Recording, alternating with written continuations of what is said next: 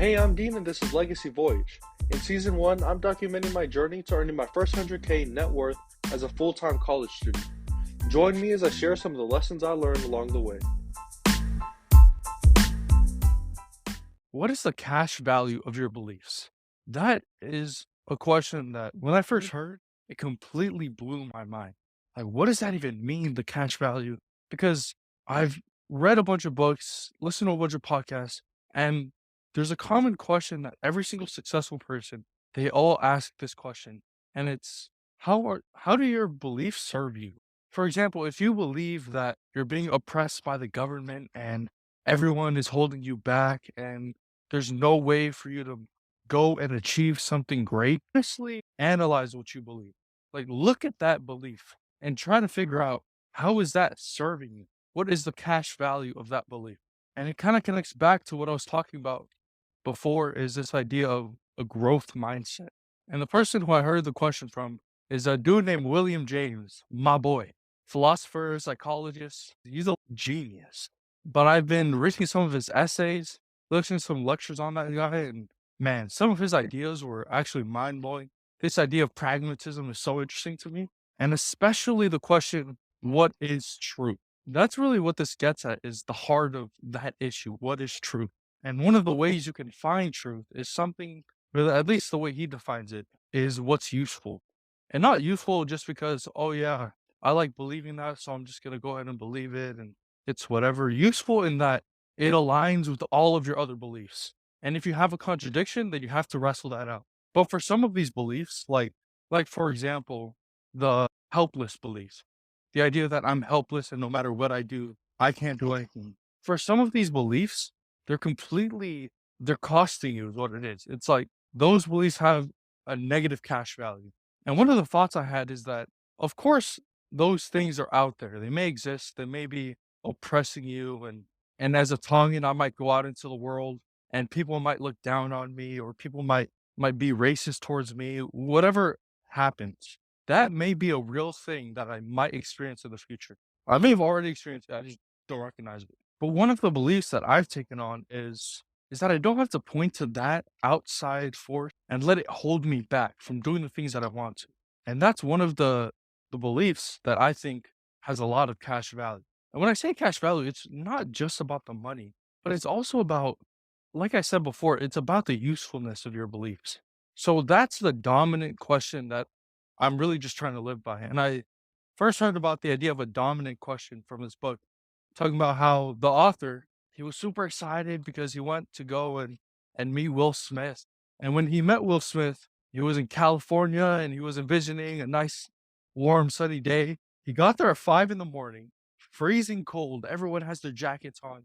And it's 5 in the morning, so everyone is dead tired. And the author's there and he's with Will Smith and the whole family's there, the whole crew. And I think they're shooting a film or something.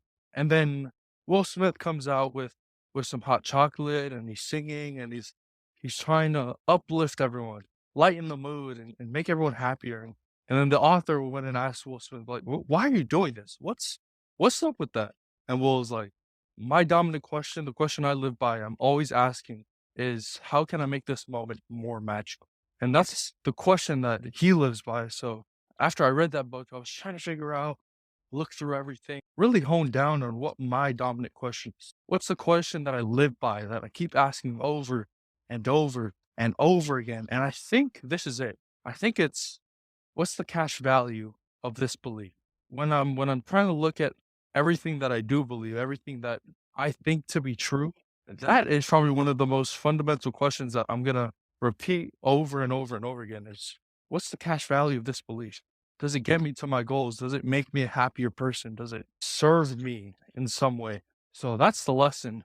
For the life update, man, I think probably most recently, the biggest thing I've started doing is listening to audiobooks instead of podcasts. Like I'll listen to a couple podcasts and keep up with them, but there's so much more value and knowledge distilled and condensed into a book that I can just take away a lot more from. So that's the biggest thing. That's where I'm getting all of these nuggets of knowledge, all this wisdom is from books, and it's awesome just learning as much as I can and applying it. In terms of career stuff, really just trying to lock down internship. opportunities just to learn as much as I can with the business. A couple of days ago, I think it was like 2 days ago, I got my first real lead. Like they went and did a tour and everything. And basically it comes out to probably like 4,500. So that was really my first win after probably 2 months, month and a half of work. My very first win. And even that, it hasn't fully gone through. Like the family's still trying to come up with the money and stuff. But when I heard about it, my very first thought was to not get overly excited, not get too happy about it, because I realized that I kept doing that for all of my past wins. Like when I generated a whole bunch of phone calls and when I made my first website and all of these things that I would get too hyperactive, way too into it. And then I would have all these highs, super high highs, and then right after that I would crash down into these super low lows. Probably a better way of saying that, but that's basically what I found. And people like Alex Ramosi, he's talking about you should, as an entrepreneur, it's probably super important to right the middle. Don't get super hyped up, but also don't get super beat up on yourself. Just stay chill, basically. Just be chill about it, you know? Yeah. I'm trying to think, but that's everything for the life update. At least everything I can think of. So that's the pod.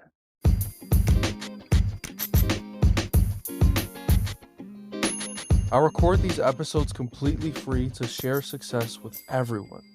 So the only thing I ask is that if you learned anything or found something interesting in this episode, just leave a review and share it with a friend. Only takes 5 seconds and it would mean the world. Thanks, and I'll see you in the next episode. Tatok, see you.